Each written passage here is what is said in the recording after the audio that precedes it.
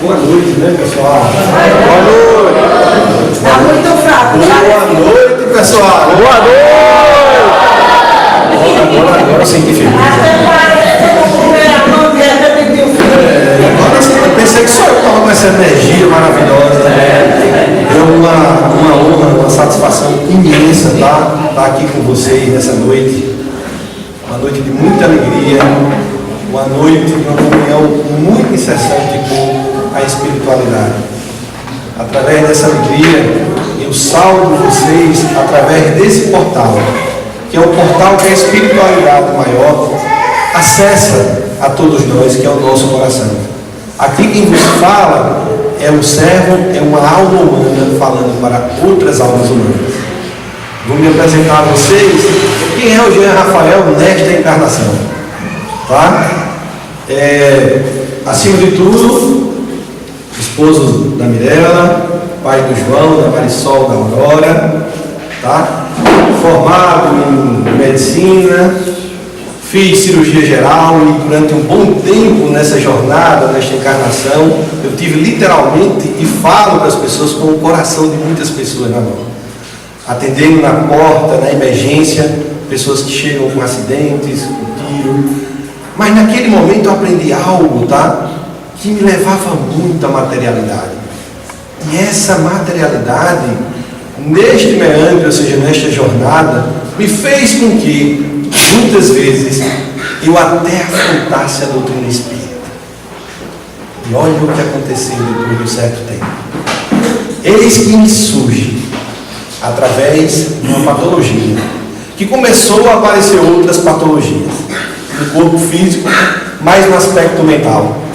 E aí me convidava, eu como médico, como pesquisador, assim como grande codificador, Kardec, um grande estudioso, um grande filósofo, um grande professor, que foi naquela época estudar o fenômeno espírita, que era feito muitas vezes às roubarias. E ali ele encontrou algo no qual ele se deparou com o sentimento e com a manifestação de algo que era muito maior do que ele compreendia. E ele aceita o convite e codifica a nossa doutrina espírita, o Consolador Prometido. E eu, neste momento, neste chamado, não entendia o que se passava no meu corpo físico, muito menos no meu aspecto mental, e nem ao menos entendia o que a medicina trazia naquele momento de conceitos para mim. Eis participando do Evangelho no lar, as lágrimas se debruçaram, e a partir daí, eu levado a um centro espírita, um centro de socorro de almas como esse, fui acolhido na terra e acolhido no plano espiritual. E de lá para cá, nesses últimos 9 anos, eu venho cada vez mais trazendo memórias do passado e, acima de tudo, buscando no aprendizado diário a forma de poder levar a palavra e a doutrina espírita, o Consolador Prometido, aonde quer que eu vá. Mas, acima de tudo, o que me foi pedido, o amor. Aquilo que nós vamos falar hoje. E aí eu trago para vocês algo que vocês vão, muitos que não têm ainda consciência da ciência médica atual, como nós temos avançado do ponto de vista da medicina. E aí eu fui vendo hoje, como professor e coordenador da disciplina de saúde, ciência e espiritualidade do curso de medicina lá em Arapiraca. Olha onde nós começamos há um tempo atrás e o que foi proposto para a gente poder colocar e implantar dentro da academia. E para mim foi algo assim que eu olhava e dizia: será que é a hora? E quando eu fui a Goiânia, no Medinesp, onde lá estão reunidas todas as AMES a cada 2 anos, são as associações médicos espíritas, tá? Onde tem como sua matriarca a doutora Marlene Nobre, sob orientação de Francisco Cândido Xavier, seu amigo e mentor, e o doutor Bezerra de Menezes. E naquele dia, quando eu entrava naquela multidão, me perguntavam: será que eu estou pronto?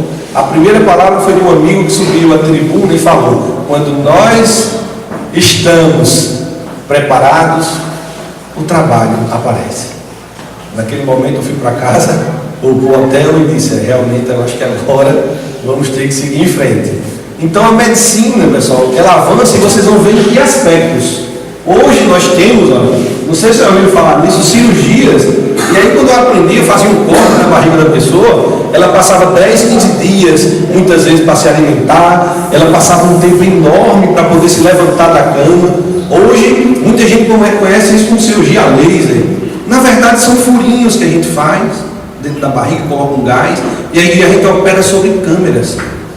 E aí, muitas vezes, no outro dia, você já está em casa comendo, andando. Como a cirurgia e como a medicina vem avançando, vocês vão ver. Hoje, quando eu comecei a fazer um curso de cirurgia, vim do laparoscópio e voltei todo feliz da vida. E como diz o grande filósofo Sócrates, o qual está no Evangelho segundo o Espiritismo, quanto mais eu sei que nada sei. Quando nós aprendemos algo, aí agora nós temos a cirurgia robótica. Ou seja, o cara está lá no Japão, o robô aqui, ele está operando de lá, controlando o robô.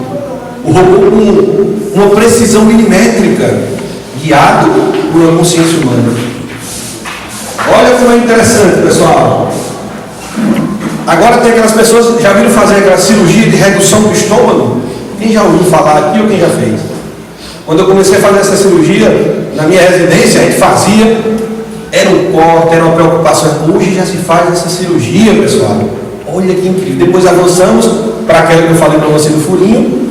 Hoje a pessoa vai chegar depois de um certo tempo magrinha, ela vai dizer, fez uma dieta. Mentindo para você, mas lembre-se do que a irmã falou aqui, né? Jesus vê tudo, sabe tudo. Aí ela vai chegar, não, eu fiz uma dieta. Aí você vai duvidar, vai dizer, levanta a camisa para eu ver. Eu quero ver o corte. E a pessoa não tem corte nenhum. Porque ela faz a cirurgia agora através de endoscopia. Aquele exame que vocês veem, vão fazer às vezes para ver se tem gastrite, úlcera, já se faz cirurgia através de endoscopia. Que coisa. Então, olha como estamos caminhando na medicina. E aí, pessoal, hoje é uma confusão enorme a respeito da doação, né? A respeito dos transplantes, mas já temos impressoras 3Ds. Olha que coisa que está fazendo isso, corações artificiais, fazendo crânios, calotas cranianas. Olha que coisa, daqui a algum tempo, talvez, quem sabe, são os avanços da medicina. Teremos órgãos disponíveis. Aquilo que eu brinco sempre com os meus pacientes, pessoal, ainda não é oficina. Você vai lá e troca o amortecedor do carro e tem que ter um cuidado maior com a gente. Então hoje já tem impressoras que fazem órgãos para a gente. Temos a inteligência artificial, onde muitas vezes agora você faz um exame para a mamografia, que agora é o outubro rosa, né? Aí você muitas vezes está duvidoso, vai para uma biópsia. Agora não, em Londres já existe isso. Você coloca aquele exame lá, aquele computador no sistema, ele tem um banco de dados que ele diz com uma precisão maior do que a biópsia, muitas vezes. Vai ter que ir direto para a cirurgia. Olha como estamos avançando. E quando eu penso que a coisa acabou, eu fui uma viagem até com as crianças nos Estados Unidos e eu vi um simulador. E nesse simulador era uma coisa futurística. E eu dizia, eu quero ir da saúde, né, que é a minha área, eu quero entender. E lá a pessoa sairia de manhã, tomaria um comprimido e ela mandaria para o celular do médico e ele ia saber tudo que estava acontecendo no seu corpo. Eu disse, não, isso é brincadeira. E quando eu chego agora, um colega trouxe lá de Miami, eu entrevistei ele na rádio, né, a gente tem um programa sobre saúde, e ele me traz esse exame, que é a cápsula endoscópica. Você toma como se fosse um comprimido, e esse comprimido ele tem na ponta dele uma câmera. Olha que coisa fantástica. E essa câmera ela vai visualizando todo o seu corpo por dentro aqui, a parte fazendo um exame de endoscopia, que você faz aquela mangueira. Aí você toma um comprimido, ela vai batendo as fotos, e mandando ali as fotos. E no final, não me pergunte o que acontece, tá certo? Mas sai. Mas sai. Não se preocupe que sai. Tá certo? Eu me perguntei isso, eu queria perguntar ele no ar. E eu disse, meu amigo, e esse comprimido assim aqui? É aproveitado? Não. Perguntei também, ele disse que é descartável. Olha pessoal, então não se preocupe com isso. É descartável. Olha quanta coisa legal. Agora, eu trouxe as coisas legais. Mas eu preciso falar com vocês também de outras coisas que estão acontecendo. Tá certo? Que é justamente o quê? Socorro, pessoal. A nossa população mundial está adoecendo. Certo? Por que tem muitas pessoas hoje infelizes com o que fazem? No Brasil, hoje, são mais de 70%, segundo algumas consultorias, de pessoas que estão infelizes com o que estão fazendo. Outras, pessoal, por que os hospitais estão cada vez mais cheios, os consultórios cheios? Precisamos refletir sobre isso. Não é? Saúde é um problema no Brasil, colocado em todas as pesquisas. Segundo a OMS, olha só, pessoal, aqui no Brasil, cerca de 11,5 milhões de casos de depressão, cerca de 5,8% da população brasileira. No mundo, atualmente, são mais de 300 milhões de pessoas que sofrem de depressão. Olha quanta gente adoecendo. Não é? E eu digo mais, um pouquinho do que eu conheço na prática diária, muita gente tem depressão e não procura o atendimento. Tem uma patologia do ponto de vista emocional, não procura. Os homens, muitas vezes, porque é cultural, não quer tomar um remédio. Muitas vezes tem o estigma da doença que o afasta. Então, esses números ainda são provavelmente muito maiores. E as mulheres não pensam que vão ficar de fora. Hoje, com a grande jornada que elas estão tendo, elas estão adoecendo semelhante aos homens.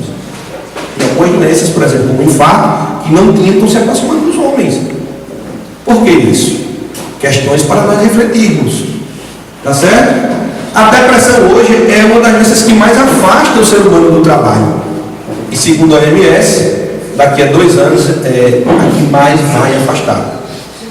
Então, avançamos muito do ponto de vista da tecnologia. E essas coisas estão acontecendo conosco, pessoal. Olha, eu trabalho no hospital de emergência, como eu falei, lá é a porta de entrada principalmente para os casos de suicídio. E na minha região em Arapiraca, é a região Círculos Vizinhas, porque ela recebe pacientes, como a gente tem gente de Minador do Negrão, tem gente, vamos supor, de Estrela, até gente de Canindé, de Sergipe e outras regiões vizinhas, muitas vezes vão para lá, o hospital de emergência da gente. Quase todos, né? E aí o que acontece, pessoal? Os números, olha, são quase 1 milhão de mortes devido ao suicídio no planeta. A cada 4 segundos tem uma pessoa tentando tirar sua vida, e a cada 40 segundos uma pessoa consegue. Então os números são assustadores. E lá, como eu falei na minha região, são um dos maiores números do planeta. Tanto de acidente de moto, que tem uma configuração muito grande com o alcoolismo, que seria, quem estuda a doutrina espírita, o suicídio em...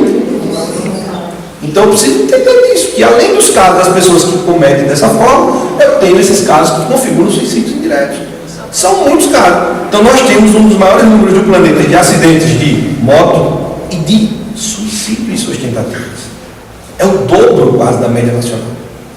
Então, avançamos muito, mas temos muito ainda que se fazer nesse campo. E precisamos entender como acessar esse campo. Como eu disse, eu fui formado e na minha formação era uma formação extremamente técnica, né? E muitas vezes quando se chegava na minha frente, isso era configurado como algo como frescura, piti, não é? Só que na verdade o outro está sangrando em alguma parte dele. E se eu não tiver esse olhar, com o tempo eu comecei a entender que tratar muitas vezes uma facada era tecnicamente mais fácil, porque eu estava costurando o que via. E agora, costurar os tecidos que nós conhecemos agora como os tecidos da alma, ou do nosso espírito, e mais precisamente do nosso perispírito. Alguém está pedindo ali muitas vezes do seu lado, sangrando, e muitas vezes você não está com aquele olhar atento para poder enxergar onde esse sangramento está acontecendo. Por isso, essa disciplina de saúde e espiritualidade, trabalhar na amnésia espiritual, e muitos dos alunos, agora, por exemplo, na 4ª turma, eles diziam, não entendo onde isso se encaixa. E eu levei ele da prática e ver os relatórios eles dizerem depois, agora eu entendo o quanto foi importante fazer a amnésia espiritual. Porque o outro entrou num universo que, muitas vezes ele disse, para um estudante que o médico muitas vezes não olhou nos seus olhos como eles olharam, como eles enfrentaram aquela situação. E isso é muito gratificante, pessoal. E hoje nós temos essa epidemia medicamentosa, né? Os remédios mais vendidos do planeta estão aqui, Rivotril e agora a Ritalina, né? Sumindo das prateleiras, foi matéria de jornal recentemente. As crianças estão tomando Ritalina torta e direito, todos lugares. E eu digo que tem uma teoria aí, Rivotril e Ritalina. O que é isso? Nós estamos ansiosos, nós estamos preocupados, vivendo no futuro, no passado. E o que acontece?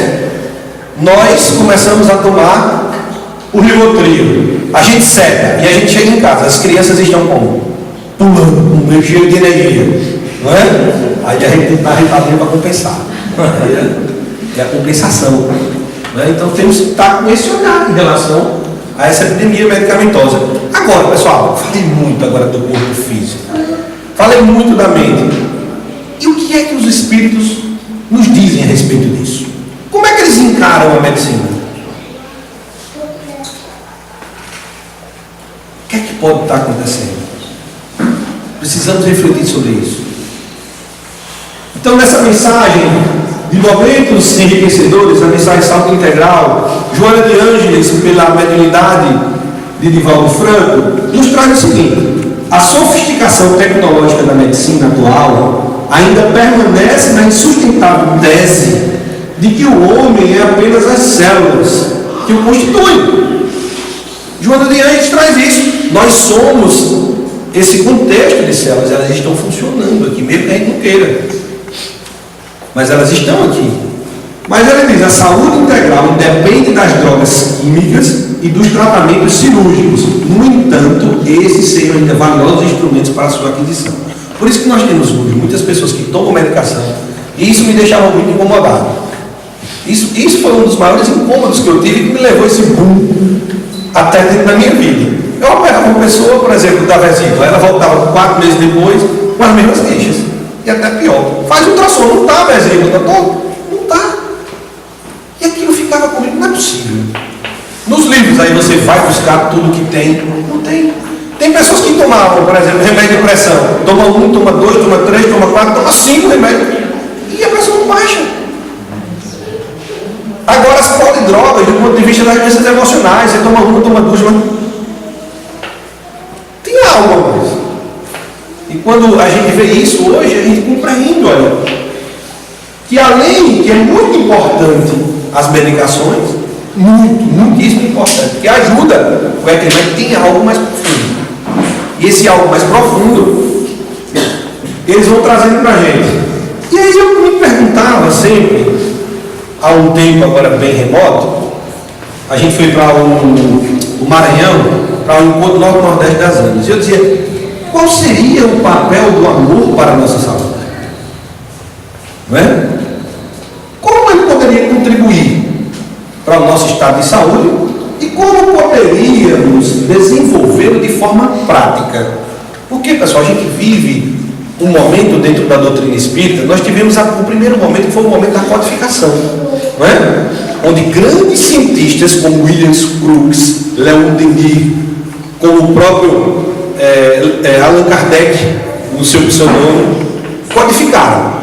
Essa codificação, e se você for à França, quem tiver o privilégio de ir à França, vocês vão ver que da doutrina espírita lá só resta o túmulo de Allan Kardec. Foi tudo transferido para o nosso Brasil. E aí, nessa transferência, pessoal, vocês vão ver que eis que surge Francisco Cândido Xavier, que deu o seu exemplo de vida e consolidou a doutrina espírita. Naquela época tinha reuniões de materialização, e ele faz essa consolidação. E agora nós estamos na terceira fase, que é a maioridade do Espiritismo. Essa maioridade do Espiritismo é a hora de nós darmos o nosso exemplo. É a hora de nós atuarmos na prática para algo que vocês vão compreender ao longo aqui desse processo. Como esse amor pode contribuir? Eu preciso entender como o amor, segundo os Espíritos, eles estão nos passando. Então ele diz: ó, o amor é de essência divina, é algo que é divino, desde o mais elevado até o mais humilde. Ou seja, o amor não está apenas em quem é rico, não está apenas em quem é pobre, não está em quem tem uma cor e quem tem outra. Não. O amor é da essência divina e ele foi depositado em cada um de nós. Então veja, todos vós possuís no fundo do coração a centelha do fogo sagrado. Todos. Mas façam o que quiserem, não conseguirão sufocar os germes vivais que Deus depositou em seus corações no ato da criação. Então todos nós, no momento da criação, temos a centelha do amor. E este é o caminho, a progressão e o desenvolvimento desses sentimentos. Começamos nos instintos até cada vez mais sublimarmos esses sentimentos.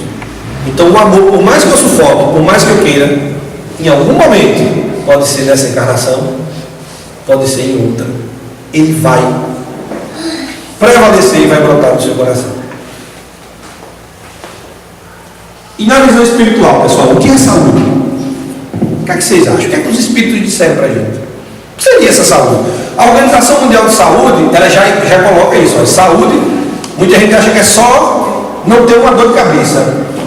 Mas saúde é bem-estar físico, mental, social, e ela coloca a dimensão espiritual. Que até então a gente não tinha o quê? A condição de estudar e de buscar entender essa dimensão espiritual para poder tratá-la. Agora nós já temos, e cada vez mais isso ganha força para podermos ir em busca disso. Então o que os espíritos nos falam a respeito do que é saúde? No livro Instruções Psicofônicas, ele diz o seguinte: saúde, olha como é interessante, saúde é o pensamento em harmonia com a lei de Deus. Que conceito, hein? Saúde é o pensamento em harmonia com a lei de Deus. Vamos mais fundo? Onde é que está escrita a lei de Deus? Livro dos Espíritos. Onde é que está escrita?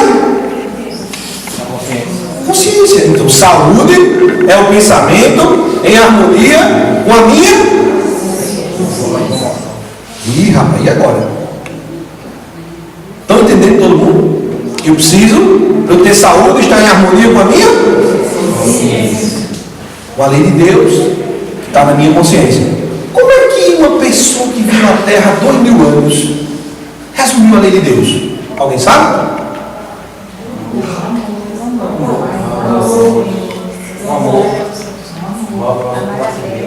Amar a Deus sobre todas as coisas. Então vamos lá.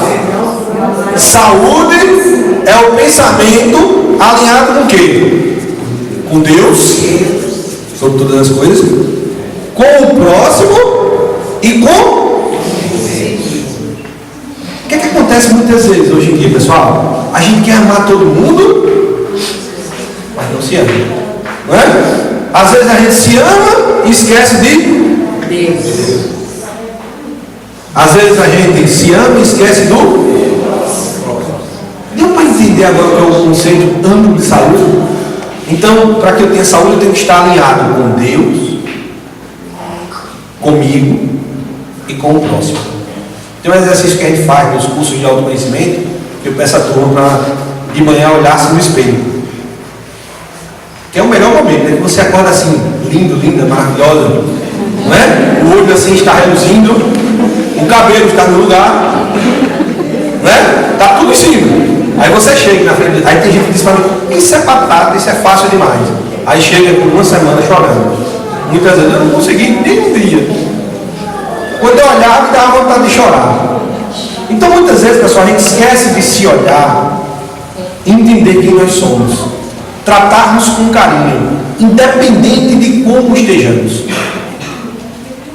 Independente de como estejamos hoje, olhar com amor, com ternura, com carinho, porque olha, hoje eu tenho uma mão, pode ser que alguém neste momento esteja perdendo a sua mão.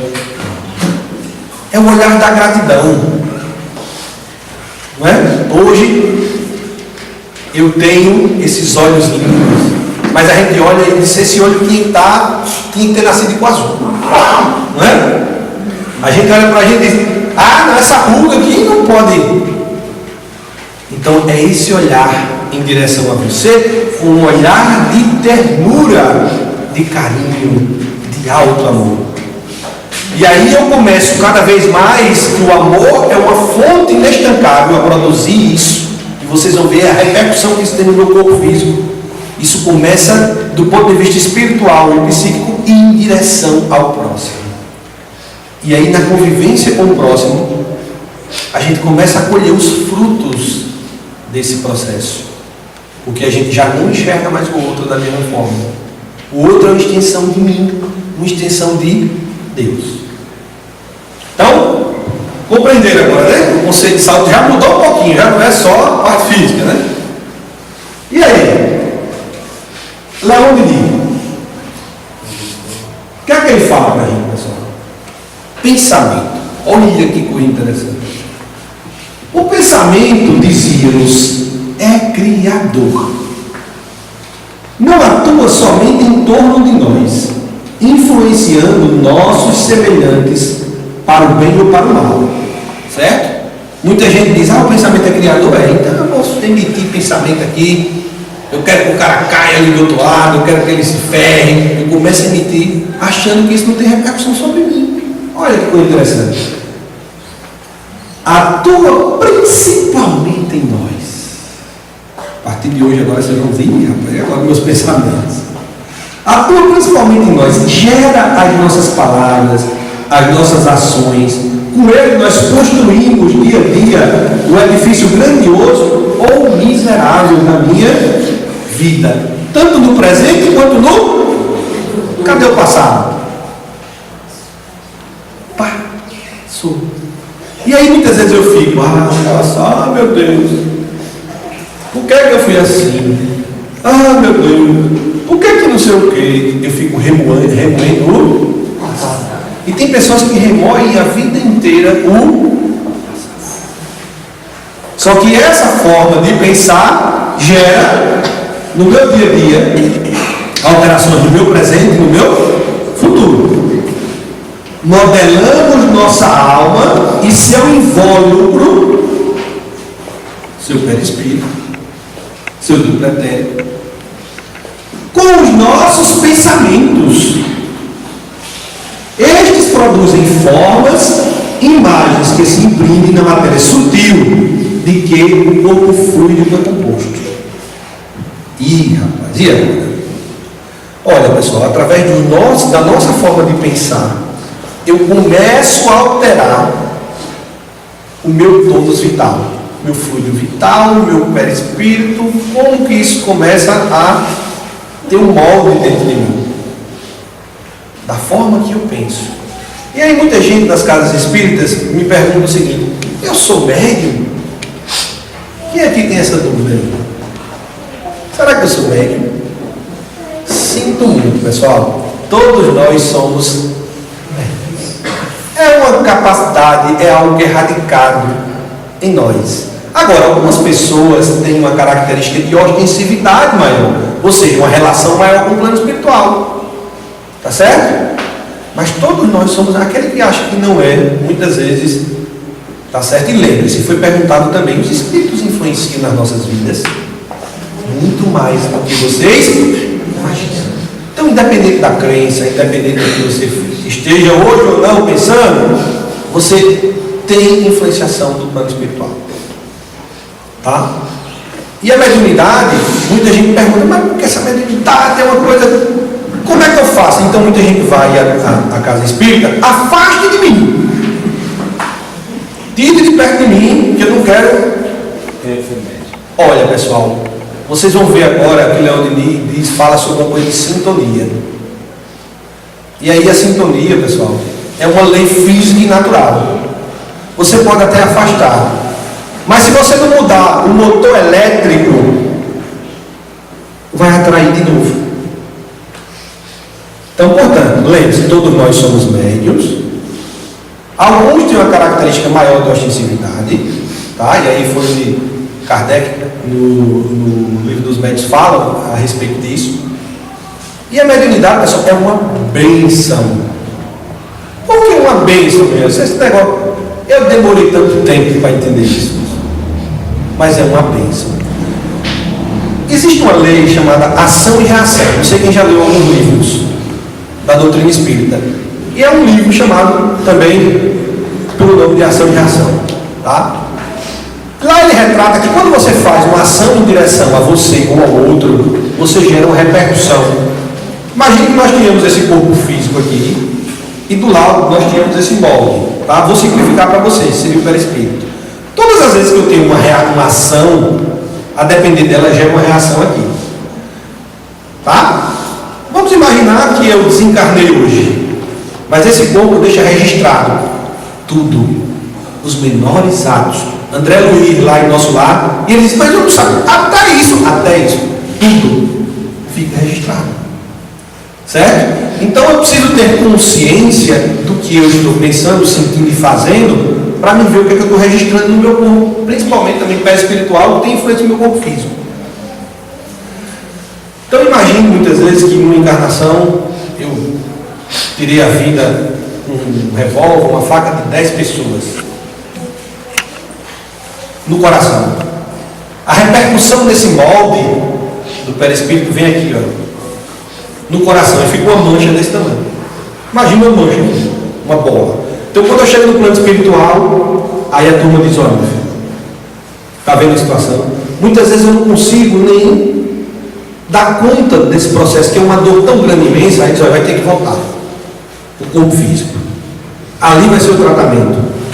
Tá? Quando eu volto, isso começa a ser drenado. Então muitas vezes, até no meu corpo físico, no momento do nascimento, aquilo já plasma muitas vezes ali. E muitas vezes é uma disfunção que você vai ter num órgão por conta dessa lesão que você tem pretérita. Certo? E muitas vezes a mediunidade é concedida como uma bênção. Por quê? Olha, você ia voltar muitas vezes sem um braço, você ia voltar numa condição não tão agradável, mas a gente vai, por misericórdia divina, por todos os seus méritos, você vai voltar. E através do apoio a esses espíritos, no plano espiritual, aqui na Terra, você recebendo isso, choque anímico, isso vai depurando paulatinamente essas lesões. E você vai se reestruturando. Então, pessoal, é uma bênção. E principalmente quando a gente vai atuando nesse campo mediúnico, quanto isso vai nos auxiliando, principalmente nesse campo. Então, lembre-se, primeiro, todos somos leves, alguns têm uma extensividade maior, a mediunidade é uma bênção, porque ajuda a gente, principalmente com uma misericórdia divina, e também como um impulsionador do nosso crescimento, do nosso alavancar, cada vez mais, em direção aos planos maiores. Tá certo? Entenderam até aí, todo mundo? Ficaram com dúvida alguma coisa aí, não? E lembre-se, o pensamento tem influência direta. Então, quando eu penso aqui, eita, eu quero que estou com raiva de alguém, quero que fulano ali caia e quebre a cabeça dele. Isso gera com o tempo, um sentimento, uma bola. Essa bola tem cor, essa bola tem forma, e aquilo fica primeiro impregnado aqui em mim. Tá? E o que é que isso acontece? Qual é o problema disso?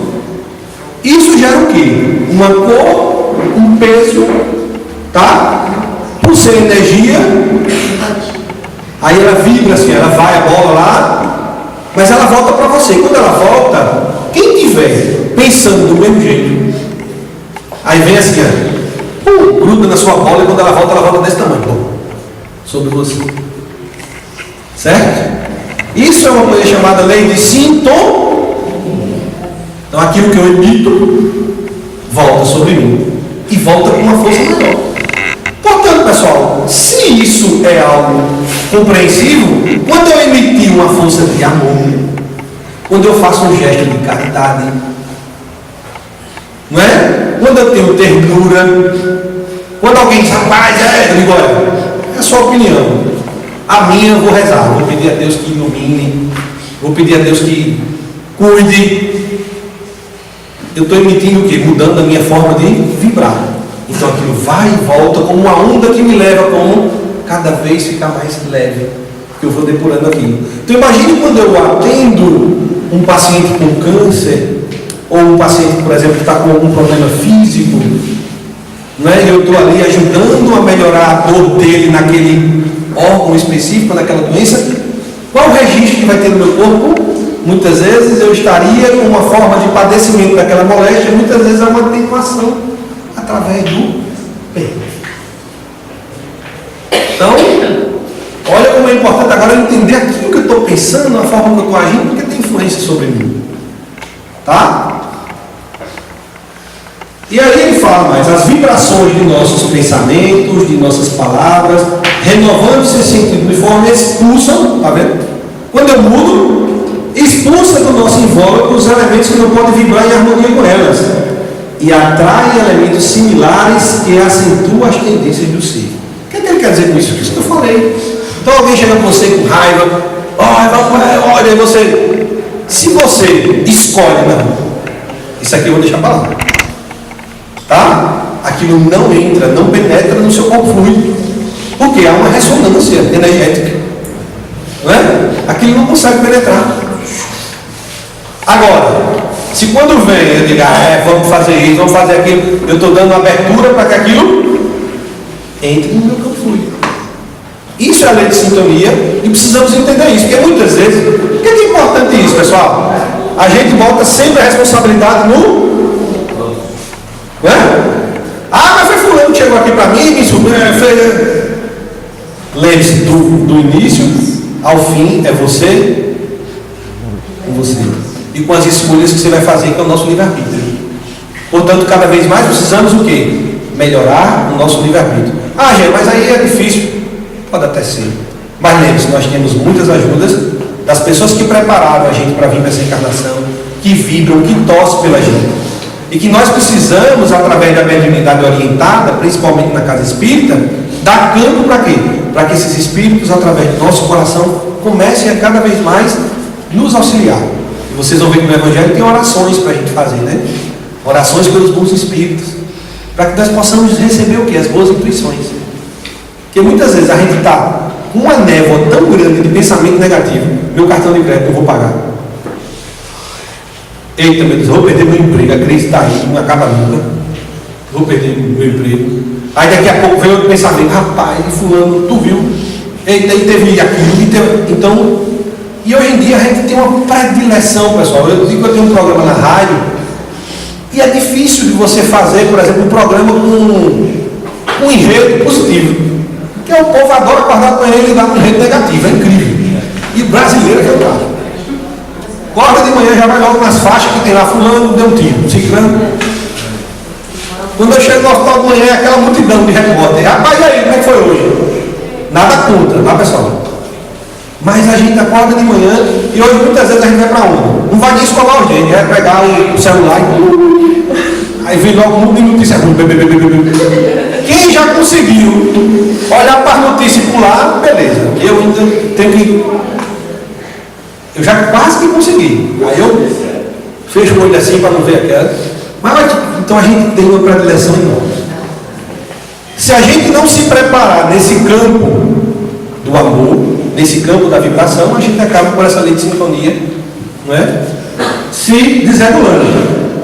E aí, eu mesmo li naquela mensagem, bombardeios mentais, essa carga negativa que a gente vai guardando o dia inteiro, através de visualização, olha, sobre tumores de origem cancerígena, olha aqui, Joana Dias fala, a respeito até do câncer, tá? Logra uma alteração profunda no seu desenvolvimento, conseguindo mesmo eliminá-los, quando a gente vibra na força do amor e do bem. Todavia, se o sentimento de amor acompanha a descarga psíquica da vontade, ou seja, quando eu tenho a vontade cada vez mais de em frente de amar, por isso que eu tenho que ter o quê? Vontade. Não adianta ficar só. Já tem uma frase célebre: faz que eu te ajudar. A inércia, pessoal, então eu tenho que ter vontade. Aí, olha, cada vez mais isso estimulando as células saudáveis a se manterem em equilíbrio, enquanto as outras se consomem, a vibração da força transformadora será mais potente e portadora de resultados eficientes. Do mesmo jeito é o seguinte, de repente diz, poxa, eu não vou ter raiva não, e eu não vou ter medo não. Tem gente, a vontade, claro que aquela vontade, pessoal, a gente até diz, olha, amorosa, carinhosa, de você abraçar muitas vezes aquela parte que é sua, que muitas vezes você dizia que era o outro, mas é sua, e você abraça com carinho e diz, olha, a partir de agora eu te abraço, eu te amparo e vamos mudar, vamos seguir em frente. Então, por quê? Quando eu tenho raiva, não é o problema, é quando eu tenho a raiva o tempo todo. E tem gente que já acorda de manhã também e diz o quê? Ó dia, ó azar, droga, acordei de novo. Isso, vou ter que ir de novo, ver a cara de fulano, de ciclano, de Beltrano. Aí é aquela coisa, ele acorda reclamando e dorme reclamando. Então aquilo a longo prazo começa a gerar distúrbio. Também o amor a longo prazo gera reestruturação. E que aqui o Dr. Bezerra de Menezes fala? Ele vem trazer para a gente a terapia do amor. Olha que coisa profunda. Ele vem dizer para a gente que o amor continua sendo filhos da alma, a receita que temos a oferecer, ou seja, o plano espiritual nos oferecer. Aqueles que buscam socorro espiritual para suas problemáticas de saúde. Então lembre-se, primeira coisa, eu preciso cuidar do meu corpo físico. Lembra? Preciso cuidar do meu corpo físico, preciso me amar de uma forma equilibrada, com muito carinho. Ter preocupação com os excessos, não é? Tem que ter o quê? Bom senso. Está lá também no livro, bom senso. Cuidado com os excessos, com você e com o outro. Lembrar sempre o quê? Se eu estivesse no lugar do outro, como é que eu gostaria de ser tratado? Não é? Então, corpo físico, se tiver que tomar remédio, preciso tomar remédio. Mas entendendo agora que o quê? Eu preciso estar alinhado com as instâncias mais profundas. Não é? E essas instâncias profundas aí entra a força do amor, mais claro. E ele diz, por isso o amor dissolve as tensões. Então quem anda assim, pessoal, com aquela coisa rígida, que aí é a fibromialgia, as artroses, tem o amor, segundo ele, ajuda a dissolver as tensões, alegra e tonifica o coração. Ele diz, vitaliza e fortalece as células de defesa. Por isso que quem ama, pessoal, ele tem esse perfil, né, abundante de alegria, de amor, raramente tem virose. Mas hoje é uma problemática enorme nas instituições, porque de 15 dias o camarada está com a virose. Está vendo? O amor traz a esperança, e recupera as células esgotadas. Olha o que é capaz o amor, segundo o Dr. Bezerra mesmo. O amor dá sentido à vida. Dá sentido à vida. Que hoje nós vivemos uma fase de não compreendermos o nosso sentido existencial. Viktor Frankl venceu, pai da logoterapia, venceu Auschwitz, venceu os campos de concentração nazistas através do sentido da vida. E ele sai para dar o seu testemunho ao ser humano. Temos que ter esse sentido existencial. E é um antídoto contra o suicídio. Se eu perco o meu sentido existencial, é um passo para eu começar a trilhar seu suicídio. Então por que eu estou aqui? Não é? Já falei uma coisa aqui, quem é médio e quem tem uma extensividade maior. Meu amigo, você está aqui nessa escola maravilhosa, que é a Terra, por uma misericórdia divina, e que você pediu muitas vezes, você ficou de joelho, você implorou, vai voltar, eu quero voltar. Aproveite. Aproveite. Vem aqui e lá, frequente as reuniões, faça os cursos, participe da proposta de amor da casa. Olha que coisa boa. Tendo essa consciência, e quando sair, olhe para o seu coração, como é que eu estou saindo? Será que eu fui só por ir? Ou será que algo cada vez mais me deixou mais alegre, mais feliz, mais motivado para voltar de novo? Então essa é a proposta. Ter sentido existencial. E a nossa querida Marlene Nobre, ela cita em uma das suas palestras o poder incomparável do amor. Ela diz, o amor é incomparável, nenhuma vitória onde quer que a gente esteja pode ser maior do que o amor. Se há algo que eu poderia dizer no final dessa jornada, não vale a pena a mágoa, não vale a pena o rancor ou as coisas mesquinhas, que muitas vezes nós fazemos isso nos nossos lares, nos nossos grupos sociais. Só pelo amor vale a vida, só pelo amor seremos felizes para sempre, porque foi e será sempre o amor dele que nos vai guiar na senda escura da nossa ignorância. Desabrochemos essa força do amor. Eu digo a vocês que nessa encarnação eu sou extremamente grato.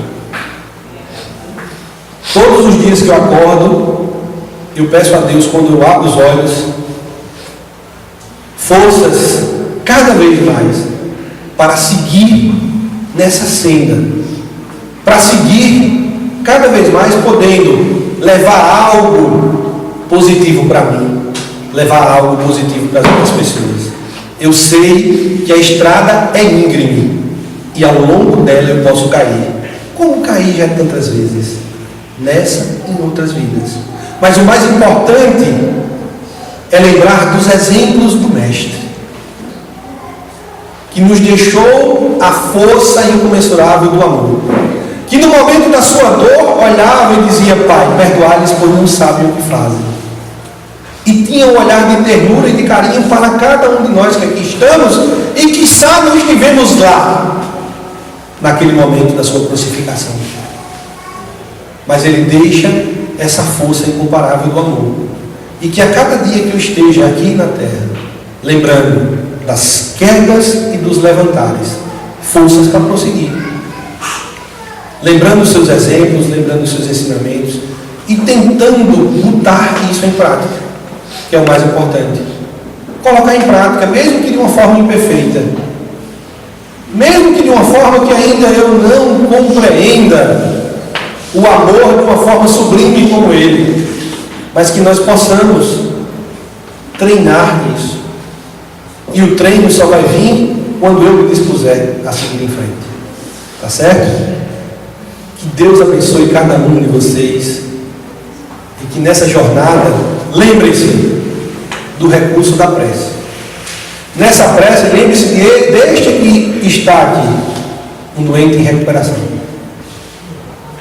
mas que vibra a cada dia, vibra com uma vontade imensa de viver cada vez mais, amando e servindo.